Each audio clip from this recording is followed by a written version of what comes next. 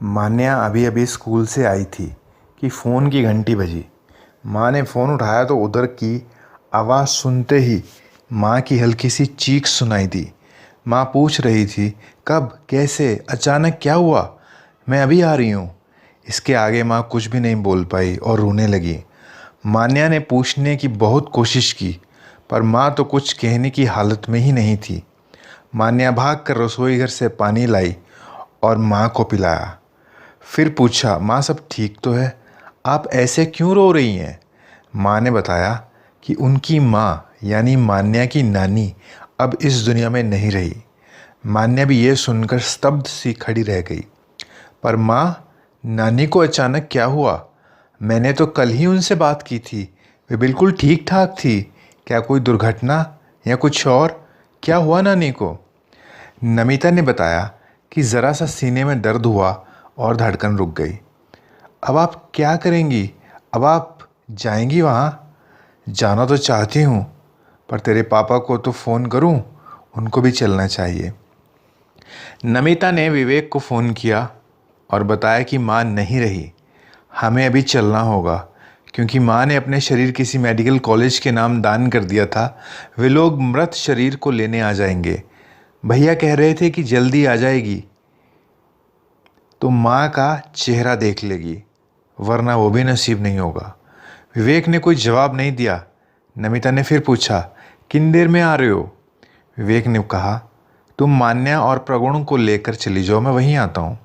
नमिता समझ गई कि विवेक आना नहीं चाहते। पिछले कई वर्षों से उसका मायके वालों से कोई रिश्ता नहीं था। माँ का चेहरा देखे ही कितना वक्त हो गया था, उसे याद भी नहीं था। कभी कभी घर में सबसे चोरी छिपे फ़ोन कर वो बात कर लेती थी, लेकिन माँ के घर कभी नहीं जा पाई। विवेक की खुशी के लिए उसने मायके में सबसे मिलना बंद कर दिया था। भरा पूरा परिवार था उसका, माँ, बाबूजी, दो भाई अजय और विजय, भाभियाँ, भतीजे भतीजी, लेकिन सबके रहते नमिता अकेली थी। नमिता के ससुराल में भी बहुत बड़ा परिवार था, पर उसकी सास का किसी के घर भी आना जाना नहीं था। घर में सास और नमिता ही रहती। मान्यता और प्रगुण स्कूल चले जाते। नमिता घर के काम में खुद को इतना व्यस्त कर लेती कि उसको समय ही नहीं मिलता।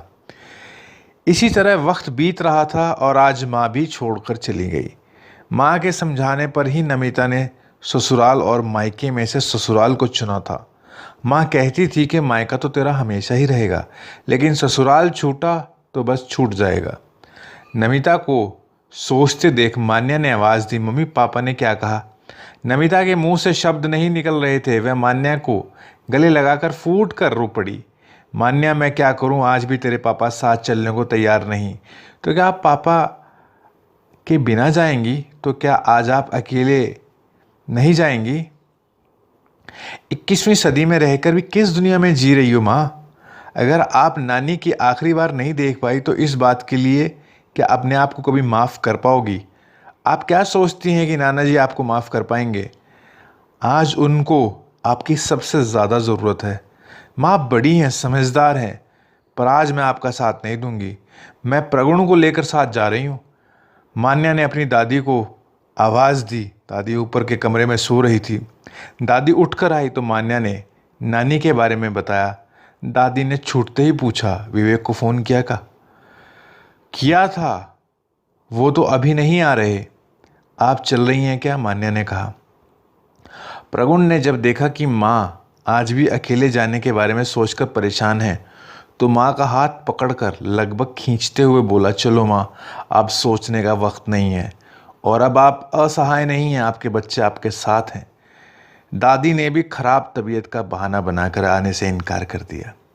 नमिता के आने तक माँ के जाने की तैयारी हो चुकी थी।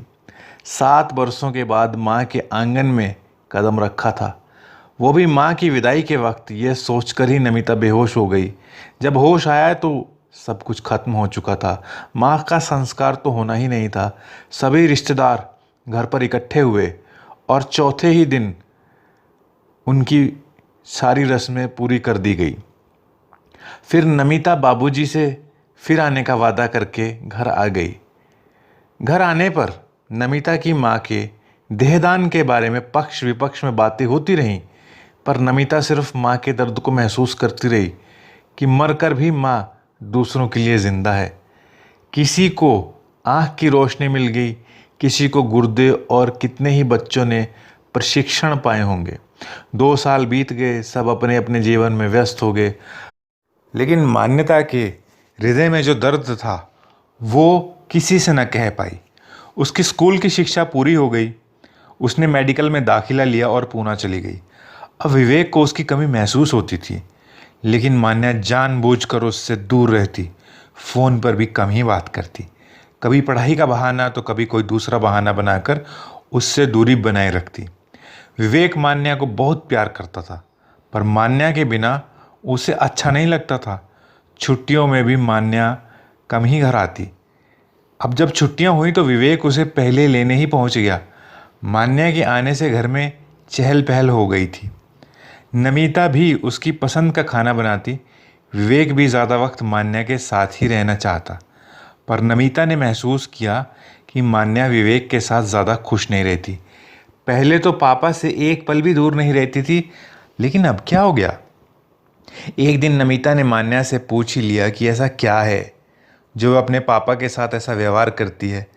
पहले तो मान्या चुप रही, पर माँ के बार बार पूछने पर मान्या फूट फूट कर रो पड़ी। माँ, पापा ही मेरे नानी के दोषी हैं, उनकी वजह से ही उनको बहुत दुख मिला है। पापा ने आपकी माँ बाप को आपसे दूर कर दिया। आप भी तो अपने माता पिता की लाडली इकलौती बेटी हैं। आपको भी नानू ने इतना प्यार से पाला होगा। नानी हमें कितना प्यार करती थी, जब भी जाते थे कितनी अच्छी अच्छी चीज़ें बना कर रखती थी मेरे लिए। मेरी तो सबसे अच्छी दोस्त ही वही थी। जितनी बातें मैं नानी से कहती थी, आपसे भी नहीं कर पाई। नानी मेरी सारी अच्छी बुरी बातें जानती थी। नानी हमेशा सबकी सेवा करती रही, सबको कुछ ना कुछ देती ही रही, जाते जाते भी कितनों लोगों का अच्छा कर चली गई। और पापा पापा ने तो कभी उनके और आपके दर्द को समझा ही नहीं। जब कभी भी मैं फ़ोन करती तो नानी बताती कि आज मैंने तेरी मनपसंद की सब्ज़ी बनाई, और अक्सर ये कहते कहते रो पड़ती कि मान्या, कब तुम आओगे और कब मैं तुम्हारी पसंद का खाना बनाऊंगी। नानी ने तो कभी पापा और दादी को भी दोष नहीं दिया, हमेशा कहती वक्त वक्त की बात है बेटा। पापा ने अपनी अहम के कारण हम सबको दूर रहने को मजबूर कर दिया। मैं भी उनको ये एहसास दिलाना चाहती हूँ कि कितना बुरा लगता है। नमिता मान्यता की बातें सुनकर बहुत दुखी हो गई। उसने मान्या को समझाया कि जो वक्त चला गया लौट कर नहीं आता, उसके लिए अपने आज को ख़राब नहीं करना चाहिए। पर मान्या तो जैसे कुछ समझना ही नहीं चाहती थी। मान्या की पढ़ाई पूरी हो गई। प्रगुण अपनी पढ़ाई के लिए विदेश चले गया। मान्या के लिए बहुत अच्छा रिश्ता आया, जाने पहचाने लोग थे, लड़का डॉक्टर था, जल्दी रिश्ता हो गया। कुछ दिन बाद ही मान्या के ससुराल वालों की मांगे बढ़ने लगी। शादी में विवेक ने अपनी हैसियत से बढ़ चढ़कर खर्चा किया था। अब उनका मुंह कुछ ज़्यादा ही खुलने लगा। उन्होंने मान्या का आना जाना भी बंद कर दिया और फ़ोन करने पर भी पाबंदी लगा दी। विवेक ये सब सह नहीं पाया और उसका ब्लड प्रेशर हाई हो गया। बीमारी की खबर सुनकर मान्या अकेली ही आई। विवेक को दामाद का ना आना बहुत बुरा लगा। मान्या को देखते ही उसकी दादी ने उसके ससुराल वालों की बहुत बुराई की, और मान्या ने कहा, दादी याद करो, आपने भी यही सब किया था। पर मेरी नानी ने कभी आपका बुरा नहीं चाहा। मेरे ससुराल वाले भी बुरे लोग नहीं हैं। कुछ आपका अहंकार है, कुछ उनका अहम है। दोनों अगर थोड़ा झुक जाएं तो कोई परेशानी ही नहीं होगी। मान्या के पति और सास ससुर भी विवेक को देखने आ पहुंचे। विवेक ने उठकर उनका स्वागत किया, बातचीत कर दूरी मिटाने की कोशिश भी की। मान्या के पति ने भी मान्या का साथ दिया और प्यार से मान्या को लेकर घर चला आया। सबके जाने के बाद विवेक ने नमिता को गले लगाकर कहा, तुमने कितना दर्द सहा होगा, इसका एहसास मुझे आज हो रहा है। मैं तुम्हें तुम्हारी माँ तो वापस नहीं लौटा सकता, लेकिन जल्दी हम बाबूजी से मिलने चलेंगे। तुम्हारे परिवार वालों से मैं माफ़ी मांग लूँगा। फिर से हम एक परिवार की तरह रहने की कोशिश करेंगे। विवेक, तुमने बहुत देर कर दी। अब वह वक्त तो नहीं लौट सकता, पर तुम लौट आए, यही बहुत है। सिसक उठी नमिता। अगले ही दिन मान्या का फ़ोन आया। नमिता को मान्या की बहुत फिक्र हो रही थी। उसने मान्यता से पूछा, अब घर में सब ठीक है? क्या अर्जुन और तुम्हारा रिश्ता सामान्य है? सास ससुर कैसे हैं? मान्या ने जो जवाब दिया उसे सुनकर नमिता स्तब्ध ही रह गई। मान्या बोली, माँ अपने घर में मैं बहुत सुखी हूँ। ऐसा पति और परिवार नसीब से ही मिलता है। अब तक जो भी हुआ वो सिर्फ एक नाटक था। जब अर्जुन को आपके बारे में पता चला कि आप अपने मायके वालों से नहीं मिली, उन सब से दूर रहती हैं, तो उन्होंने और मैंने पापा को अपनी भूल का एहसास दिलाने के लिए ऐसा किया। अभी ये नाटक और देर तक चलता, पर पापा की तबीयत खराब होने की वजह से हमें इसे यहीं समाप्त करना पड़ा। मेरे सास ससुर भी हमारे साथ दे रहे थे। मेरी सासू माँ को ये सब बहुत बुरा लग रहा था, फिर भी उन्होंने हमारी हर बात मानी।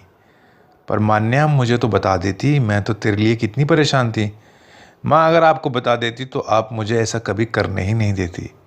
वह सब तो ठीक है मान्या, पर तेरे पापा के दिल पर क्या बीती होगी वह तुम नहीं जानती। मैं जानती हूँ, मैंने देखा है कि उन्हें छुप छुप कर रोते हुए। वह तुम्हें कितना प्यार करते हैं, ये छुपा नहीं है।